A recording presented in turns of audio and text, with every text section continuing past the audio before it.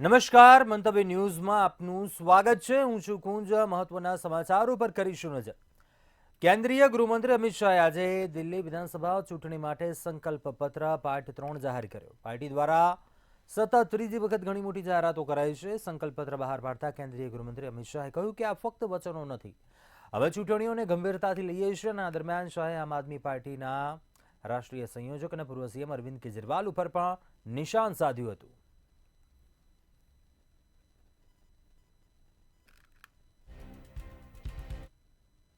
कि भारतीय जनता पार्टी के लिए संकल्प पत्र विश्वास का सवाल होता है और करने वाले कामों की सूची होता है।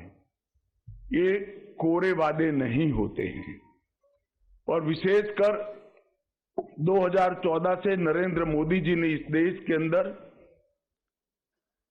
पॉलिटिक्स ऑफ परफॉर्मेंस को एस्टैब्लिश किया है और भारतीय जनता पार्टी ने जितने भी विधानसभाओं के और लोकसभा के 3 चुनाव आए उसमें जो वादे किए हैं वो पूरा करने का गंभीरता से प्रयास किया है। हमारा ट्रैक रिकॉर्ड है।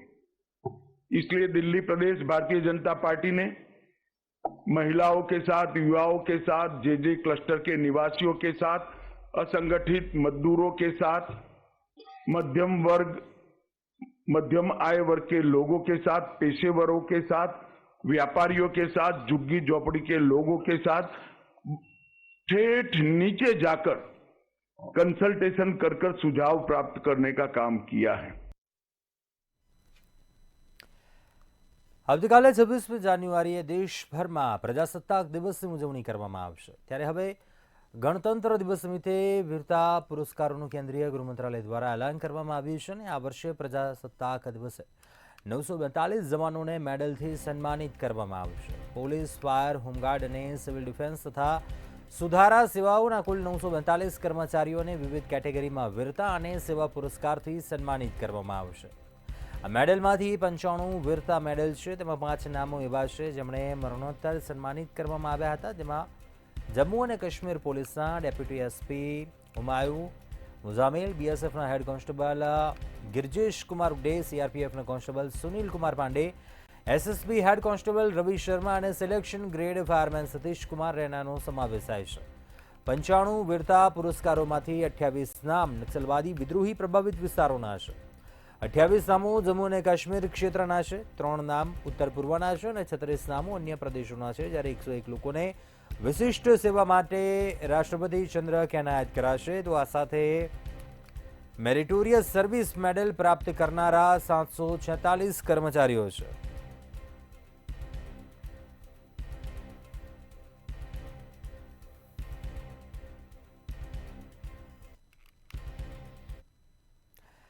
જમ્મુ કાશ્મીર માટે વંદે ભારત એક્સપ્રેસની આતુરતાનો હવે અંત આવ્યો છે, કારણ કે ટ્રેનની ટ્રાયલ પૂર્ણ થઈ ગઈ છે અને તે કાશ્મીરના રિયાસીમાં વિશ્વના સૌથી ઊંચા રેલવે બ્રિજ ચિનાબ બ્રિજ પરથી પસાર થવામાં સફળ રહી છે. આ ટ્રેને ખાસ કરીને આ પ્રદેશની ઠંડીને ધ્યાનમાં રાખીને બનાવાઈ છે. તેના કાચ પર બરફ જામશે નહીં અને તે -30 ડિગ્રી સેલ્સિયસમાં પણ સરળતાથી ચાલશે. આ ચિનાબ બ્રિજ પુલ ઉધમપુર, શ્રીનગર, બારામુલ્લા રેલ લિંક પર સ્થિત છે. ગયા અઠવાડિયે તેનું trial run Udhampur, Srinagar, Baramulla rail link પર સફળતાપૂર્વક પૂર્ણ થયું હતું. ચિનાબ બ્રિજ પર ટ્રેન ચલાવવી એ રેલવે બોર્ડ માટે એક મોટી સફળતા છે અને આ trial run Katra Budgam railway track પર કરવામાં આવ્યો હતો. આ ટ્રેનમાં કુલ 18 કોચ છે. જમ્મુ અને કાશ્મીરના કેન્દ્રશાસિત પ્રદેશમાં રેલવેની કનેક્ટિવિટી સુધારવા માટે ઘણી રેલવે લાઇન નાખવામાં આવી રહી છે અને આ સ્થિતિમાં વિશ્વના સૌથી ઊંચા રેલવે બ્રિજ એટલે કે ચિનાબ બ્રિજ પર ટ્રેન ચલાવવી એક રેલવે બોર્ડ માટે એક સફળતા છે. આ વંદે ભારત ટ્રેનને કાશ્મીર સ્પેશિયલ બનાવાઈ છે. વંદે ભારત ટ્રેન બનાવતા પહેલા રેલવે દ્વારા કાશ્મીર ખીણના હવામાનને ધ્યાનમાં રાખવામાં આવ્યું છે. આ વંદે ભારત ટ્રેન યાત્રિકો માટે ખૂબ જ વ્યાજબી હશે અને મુસાફરીને પણ વધુ સરળ બનાવશે. ત્યારે કટરાથી બનિહાલનું અંતર 90 મિનિટમાં હવે વંદે ભારત ટ્રેન દ્વારા કાપી શકાશે. ગણતંત્ર દિવસ પર કાશ્મીર ઘાટીને આ ભેટ આપવામાં આવશે. આ ટ્રેનમાં મુસાફરી કરનારા લોકો કાશ્મીરનું સ્વર્ગ જોઈ શકશે અને આ ટ્રેન ઊંચા પર્વતો પરથી 160 કિલોમીટર પ્રતિ કલાકની ઝડપે પસાર થશે. ઉધમપુર, શ્રીનગર, બારામુલ્લા રૂટ પર આ ટ્રેન સેવા શરૂ થવાથી મુસાફરોને ઘણી સુવિધા મળશે.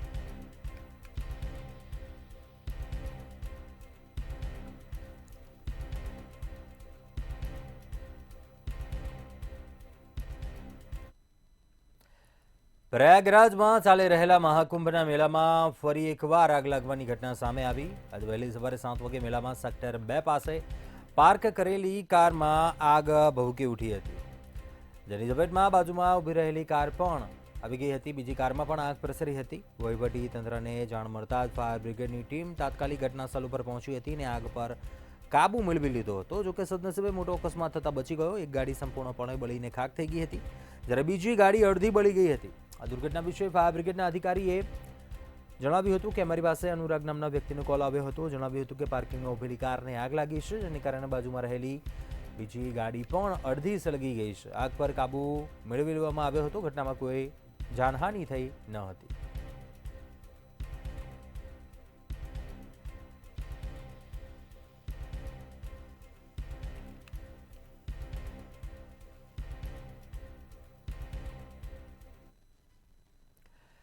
અજમેર દરગાહ નીચે મંદિર હોવાનો દાવો કરનારા વિષ્ણુ ગુપ્તાની કાર પર ફાયરિંગ કરવામાં આવ્યું હોવાની ઘટના સામે આવી. ઉલ્લેખનીય છે, અજમેરની મોઇનુદ્દીન ચિશ્તી ખ્વાજા ગરીબ નવાઝ દરગાહની નીચે હિન્દુ મંદિર હોવાનો દાવો કરવામાં આવ્યો છે. આ મામલો કોર્ટ પહોંચ્યો છે. હિન્દુ સેનાના પ્રમુખ વિષ્ણુ ગુપ્તા આ કેસમાં અરજદાર છે. ત્યારે આજે વિષ્ણુ ગુપ્તા અજમેરથી દિલ્હી આવી રહ્યા હતા અને આ દરમિયાન બાઇક પર સવાર બે શખ્સોએ તેમની કાર પર ગોળીબાર કર્યો હતો. આ બાદ આરોપીઓ ત્યાંથી ભાગી ગયા હતા. મળતી માહિતી પ્રમાણે પોલીસની ટીમ ઘટનાસ્થળ ઉપર પહોંચી હતી અને કેસની તપાસ શરૂ કરવામાં આવી હતી. પોલીસે હુમલાખોરોની ઓળખ કરવા ઘટનાસ્થળની આસપાસના લગાવેલા સીસીટીવી ફૂટેજની તપાસ હાથ ધરી છે. એફએસએલની ટીમ પણ ઘટનાસ્થળે પહોંચી હતી. મહત્વનું છે કે આ ઘટનામાં વિષ્ણુ ગુપ્તાને કોઈ ઈજા પહોંચી ન હતી. વિષ્ણુ ગુપ્તાએ જણાવ્યું હતું કે હું ડરવાનો નથી. આ પહેલા પણ મને કેસ પાછો ખેંચવાની ધમકીઓ મળી હતી. જોકે થોડા દિવસ પહેલા જ વિષ્ણુ ગુપ્તાએ આશંકા વ્યક્ત કરી હતી કે તેમના પર હુમલો થઈ શકે છે.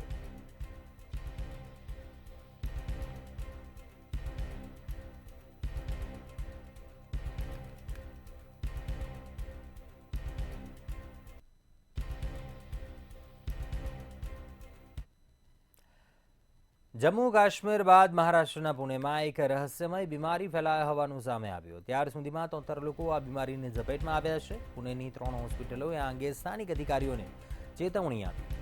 આ બીમારી નવજાત શિશુઓને પણ અસર કરી રહ્યો છે. મહારાષ્ટ્ર સરકાર આ રોગ અંગે સતર્ક છે, જ્યારે આ મામલો કેન્દ્ર સરકાર સુધી પહોંચ્યો છે. એવું કહેવાય રહ્યું છે આ બીમારી ગુઇલેન બેરે સિન્ડ્રોમ છે અને આ સિન્ડ્રોમ માનવ રોગ પ્રતિકારક શક્તિને નિશાન બનાવે છે. રાહતની વાત એ છે કે આ રોગની સારવાર શક્ય છે.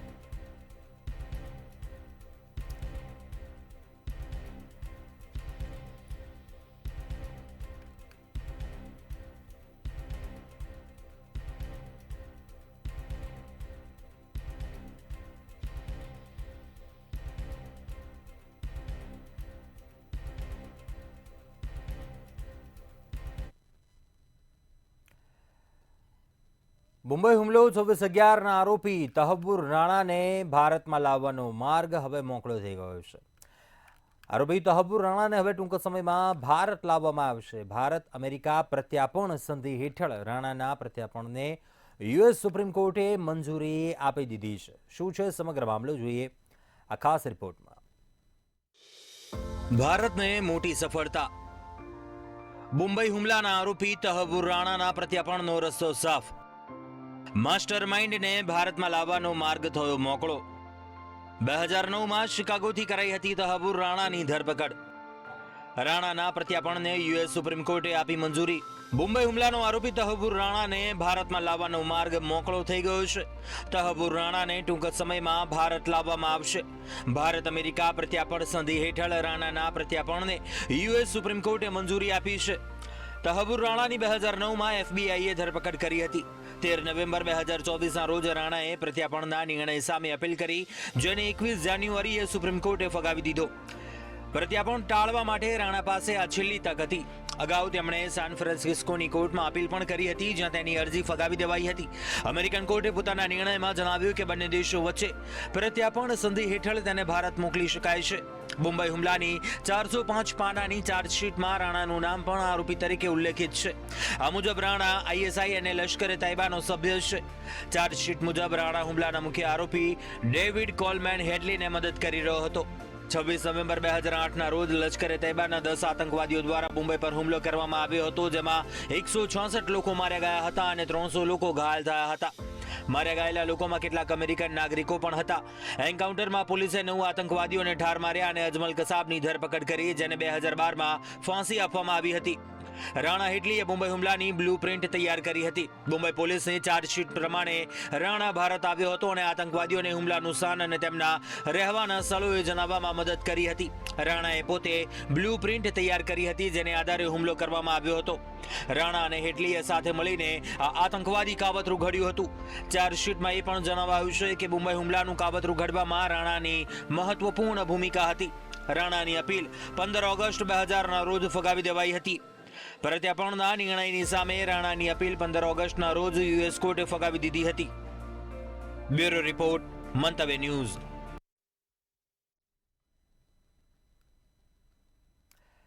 આગળ વાત કરીએ, ગેરકાયદેસર ઇમિગ્રન્ટ્સને રોકવા માટે અમેરિકાએ મેક્સિકો સાથેની તેની દક્ષિણ સરહદ ઉપર પણ 1500 સૈનિકો તૈનાત કરી દીધા છે, જેમાં 500 મરીન કોર્પ્સ સાથે 1000 સૈનિકોનો સમાવેશ થાય છે. વ્હાઇટ હાઉસે ટ્વિટર ઉપર તેનો એક વિડીયો પણ શેર કર્યો છે, જેમાં અમેરિકન ટેન્ક, હેલિકોપ્ટર અને સેનાના જવાનો સરહદ પર પહોંચતા જોઈ શકાય છે. જોઈશું આ ખાસ રિપોર્ટમાં. ટ્રમ્પે ગેરકાયદેસર ઇમિગ્રન્ટ્સને રોકવા લગાવી તાકાત. મેક્સિકન સરહદ પર 1500 સૈનિકો તૈનાત કરાયા. તાત્કાલિક સરહદ પર સેના મોકલવાનો આદેશ જારી કર્યો. 1000 સૈનિકો અને 500 મરીન સરહદ પર પહોંચ્યા. 5000થી વધુ લોકોને દેશ નિકાલ કરવાની તૈયારી. ગેરકાયદેસર ઇમિગ્રન્ટ્સને રોકવા માટે અમેરિકાએ મેક્સિકો સાથેની તેની દક્ષિણ સરહદ પર 1500 સૈનિકો તૈનાત કર્યા છે, જેમાં 500 મરીન કોર્પ્સ સાથે 1000 સૈનિકોનો સમાવેશ થાય છે. વ્હાઇટ હાઉસે ટ્વિટર પર તેનો એક વિડીયો પણ શેર કર્યો છે, જેમાં અમેરિકન ટેન્ક, હેલિકોપ્ટર અને સેનાના જવાનો સરહદ પર પહોંચતા જોઈ શકાય છે. આ સાથે પોસ્ટમાં લખ્યું છે કે યુએસ મરીન કોર્પે CBP કસ્ટમ એન્ડ બોર્ડર પ્રોટેક્શનને સરહદ પર અમેરિકાનું રક્ષણ કરવાના તેમના મિશનમાં મદદ કરી રહી છે અને તે વચન આપ્યું તે વચન પાળ્યું. યુએસ સંરક્ષણ મંત્રાલયે જણાવ્યું કે રાષ્ટ્રપતિ ડોનાલ્ડ ટ્રમ્પ દ્વારા એક્ઝિક્યુટિવ ઓર્ડર પર હસ્તાક્ષર કર્યાના 36 કલાકની અંદર 500 મરીન કોર્પ અને 1000 સૈનિકોને દક્ષિણ સરહદ પર મોકલવાનો નિર્ણય લેવામાં આવ્યો છે. શપથ ગ્રહણ પછીના પોતાના પહેલા સંબોધનમાં રાષ્ટ્રપતિ ટ્રમ્પે મેક્સિકો સાથેની સરહદ પર કટોકટીની જાહેરાત કરી હતી. તેમણે તાત્કાલિક સરહદ પર સેના મોકલવાનો આદેશ જારી કર્યો હતો. સૈનિકોમાં 1000 સૈનિકો અને 500 મરીનનો સમાવેશ થાય છે. મેક્સિકનોની સરહદ પર 2500 અમેરિકન સૈનિકો પહેલેથી તૈનાત છે અને હવે 1500 સૈનિકોના ઉમેરા બાદ 60% વધારો થયો છે. યુએસ ડિફેન્સ ડિપાર્ટમેન્ટે નિવેદનમાં જણાવ્યું કે સક્રિય ગ્રાઉન્ડ ફોર્સ ઉપરાંત ડિફેન્સ ડિપાર્ટમેન્ટ યુએસ શહેરો સાન ડિએગો અને એલ પાસો, ટેક્સાસના સરહદી વિસ્તારોમાં કસ્ટમ્સ અને બોર્ડર પ્રોટેક્શન ફોર્સ દ્વારા અટકાયતમાં લેવામાં આવેલા 5000થી વધારે લોકોને દેશ નિકાલ માટે કામ કરવામાં આવી રહ્યું છે. ત્યાં માટે એરલિફ્ટ સુવિધા પણ પૂરી પાડશે. અહેવાલો પ્રમાણે 538 ગેરકાયદેસર ઇમિગ્રન્ટ ગુનેગારોને પણ દેશ નિકાલ કરવામાં આવ્યા છે. બ્યુરો રિપોર્ટ, મંતવ્ય ન્યૂઝ.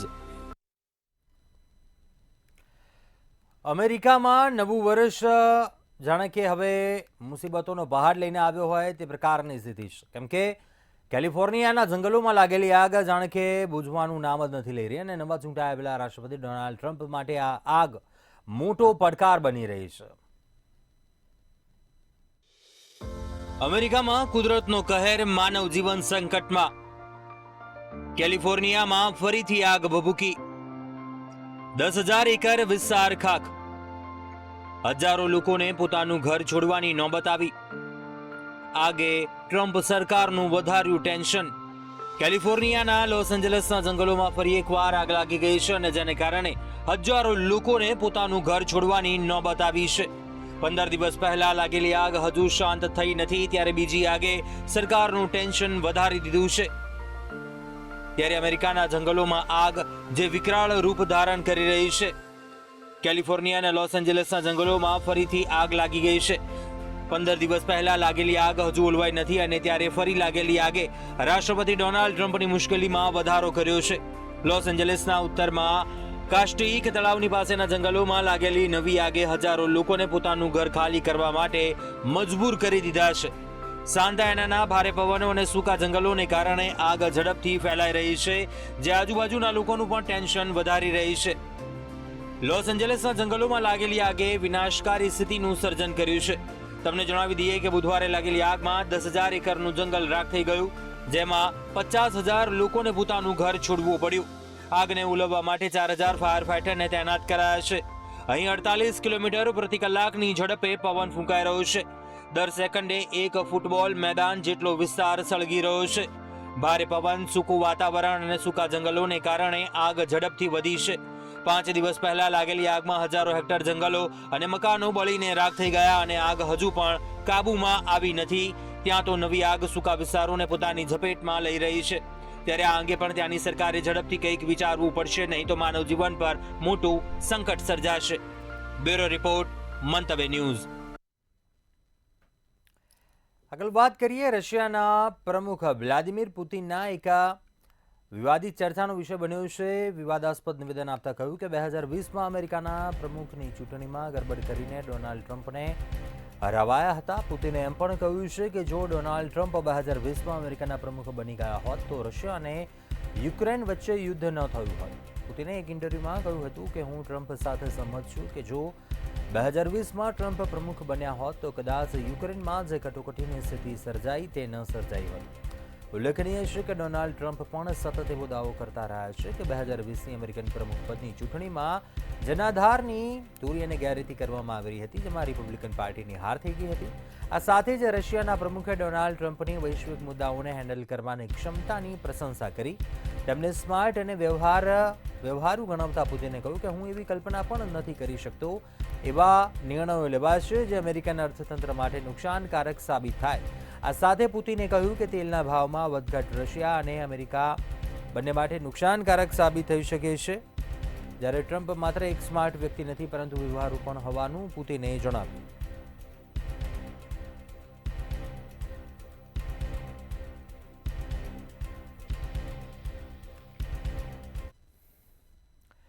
રાજ્યમાં હવામાન તેમજ કૃષિ પાકોને લઈને આગાહી કરવામાં આવી. હવામાન નિષ્ણાંત અંબાલાલ પટેલે આગાહી કરી. હવામાનની વાત કરીએ તો આવતીકાલે હવામાન ચોખ્ખું રહેશે તેમજ સવારમાં ઠંડીનો માહોલ રહેશે.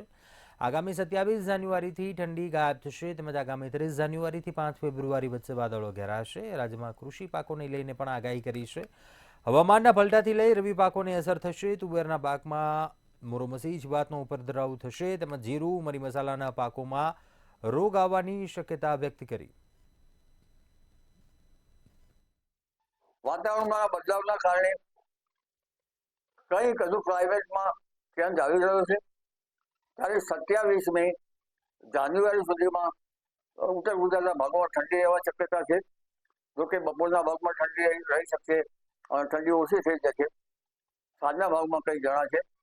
પરંતુ ઉલ્લેખનીય છે કે 26 જાન્યુઆરીએ ગણતંત્ર પ્રજાસત્તાક દિવસના નિમિત્તે પણ રાજ્યના મહદ ભાગોમાં હવામાન ચોખ્ખું રહેવાની શક્યતા છે. સવારમાં કંઈ ઠંડીની અસર રહેશે અને દિવસ દરમિયાન આકાશ સ્પષ્ટ રહેવાની શક્યતા છે. પરંતુ તારીખ 30-31માં એક મજબૂત પશ્ચિમ વિક્ષોભ આવશે અને ફેબ્રુઆરીની શરૂઆતમાં બંગાળ ઉપસાગર પર સક્રિય રહે છે. તારીખ 30-31થી ફેબ્રુઆરીની શરૂઆત સુધીમાં રાજ્યના ભાગમાં વાદળવાયુ આવવાની શક્યતા રહી છે. એટલે બદલાતા વાતાવરણ વિષમ હવાની વિપરીત અસરના કારણે અને લા નીનોની અસરના કારણે પણ લગભગ 15 ફેબ્રુઆરી સુધીમાં હવામાનમાં પલટા આવશે. તેથી વિષમ હવામાનની વિપરીત અસરના કારણે ઉભા કૃષિ પાકોમાં રોગ આવવાની શક્યતા રહે છે. જેમાં તુવર જેવા પાકમાં મોરોમસી, રાયડા જેવા પાકમાં મચ્છી અને શાકભાજીના પાકોમાં પણ લગભગ દુઃખખોરી ખાનાર ઈયળો અથવા તો જંતુઓ પણ શક્યતા રહેશે. સ્થાનિક સ્વરાજ્યની ચૂંટણીઓ જાહેર થઈ ગઈ તો બીજી તરફ હજુ પણ ભારતીય જનતા પાર્ટીના જિલ્લા અને શહેર પ્રમુખોના નામોનું જાહેરાતનું કોકડું ઉકેલાયું નથી. ભાજપ પણ સ્થાનિક સ્વરાજ્યની ચૂંટણીઓ જીતવા માટે ઓબીસી અનામત સાથે આ વખતે 95% બેઠકો જીતે તેવો દાવો કરવામાં આવ્યો છે અને તેની રણનીતિ પણ તૈયાર કરવામાં આવી રહી છે. ત્યારે ભાજપમાં આવનારા સમયમાં કાર્યવાહી પણ ખૂબ જ ઝડપથી પૂરી કરી દેવામાં આવશે અને આવતા સપ્તાહે જ ભાજપ પાર્લામેન્ટરી બોર્ડની મહત્વની બેઠક મળશે, જેમાં તમામ ગૂંચવાડા દૂર થાય તેવી શક્યતાઓ સેવાઈ રહી છે.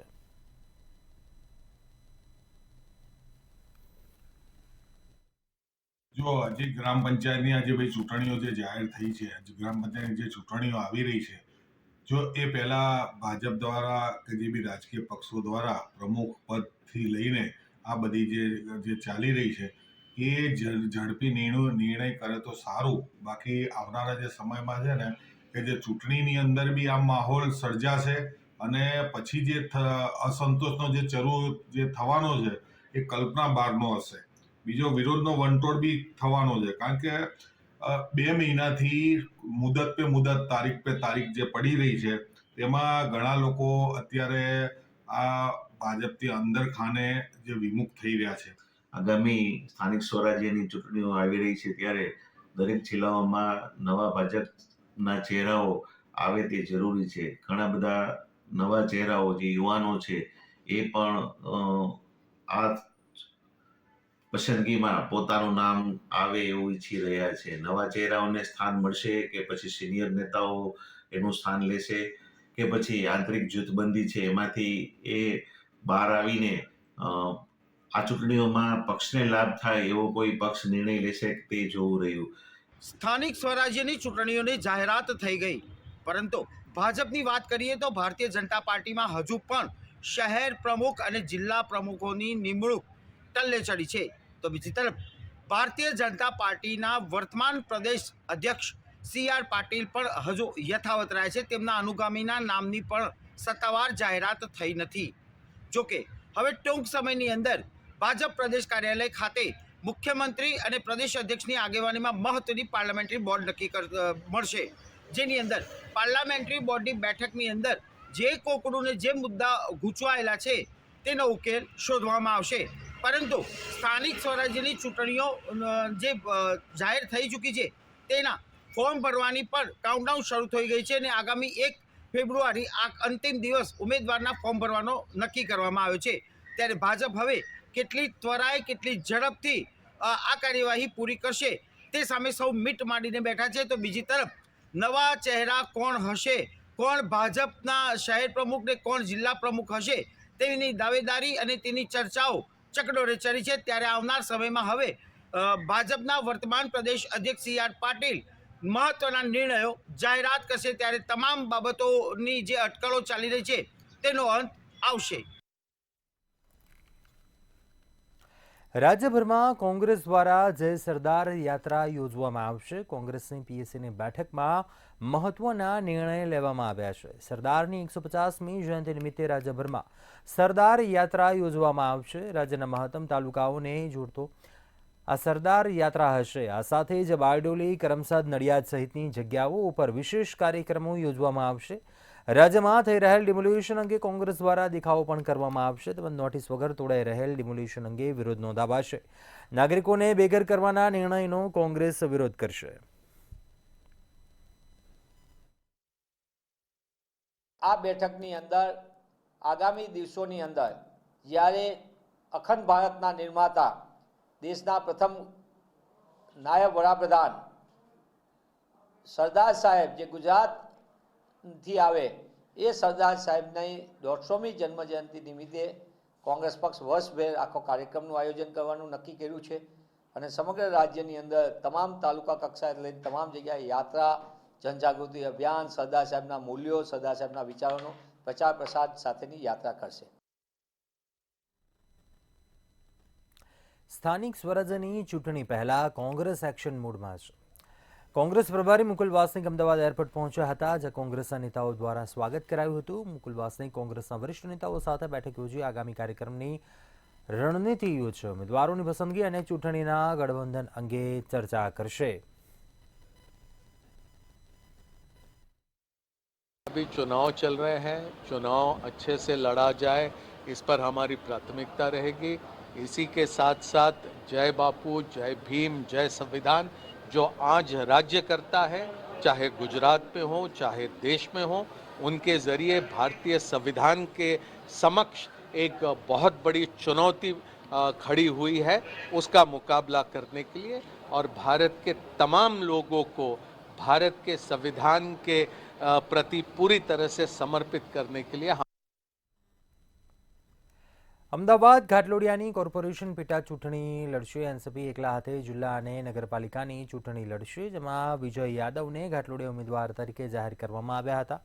ત્યારે 27 જાન્યુઆરીના રોજ ઉમેદવાર તરીકે પોતાનું ફોર્મ ભરશે અને આગામી દિવસોમાં લોકોના કામો માટે ચૂંટણી લડવામાં આવશે. તેમજ અજીત પવાર ગ્રુપ એકલા હાથે જ ચૂંટણી લડશે અને કાર્યકરોને પણ અલગ અલગ હોદ્દાઓ આપવામાં આવશે. તેમજ પડતર પ્રશ્નો, ડ્રગ્સ, રોજગારી, આ તમામ મુદ્દાઓ ઉપર ચૂંટણી લડવામાં આવશે. ઘાટલોડિયા વોર્ડની અંદર વિજય યાદવ કરીને આમાં સ્ટુડન્ટ વિંગના નેશનલના સેક્રેટરી છે વિજય યાદવ, એમને ઉમેદવારી તરીકે અમે ઉતારવાના છે. 27 તારીખે ફોર્મ ભરવાના છે અને બાકી જગ્યા જ્યાં જ્યાં ઇલેક્શન છે ત્યાં અમારી સ્ક્રીનિંગ કમિટીની રચના કરી છે 11 લોકોની.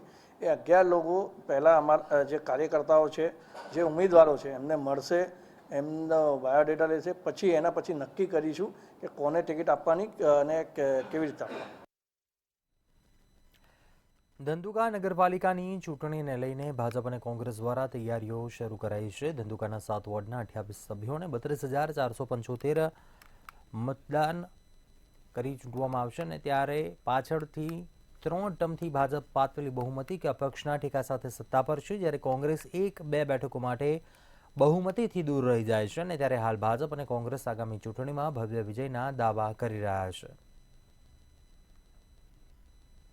ચૂંટણી આવી રહી છે ત્યારે કોંગ્રેસ દ્વારા ખૂબ જ સારી રીતે તૈયારી કરવામાં આવી છે. ઉમેદવારો દરેક વોર્ડની અંદર સામાજિક સમીકરણો સાથે કઈ રીતે સેટ થાય એ રીતે ગોઠવી અને ઉમેદવારોને મૂકવામાં આવશે અને કોંગ્રેસ દ્વારા પ્રજાહિતના જે કાર્યો છે ધંધુકાને લક્ષ્યમાં રાખીને, ધંધુકામાં મહત્ત્વનો પ્રશ્ન હોય તો પાણીનો છે, રોડ રસ્તાના છે, ભૂગર્ભ ગટરના છે, એ તમામ મુદ્દાઓને ધ્યાને લઈ અને ચૂંટણી મેદાનમાં કોંગ્રેસ ઉતરશે.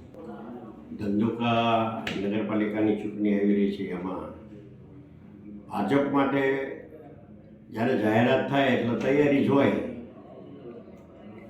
ભાજપ હંમેશના માટે સંસદની ચૂંટણી હોય, ધારાસભાની હોય, લોકસભાની હોય કે તાલુકા પંચાયત, જિલ્લા પંચાયતની હોય કે નગરપાલિકાની હોય, અમારી તૈયારી જ હોય છે.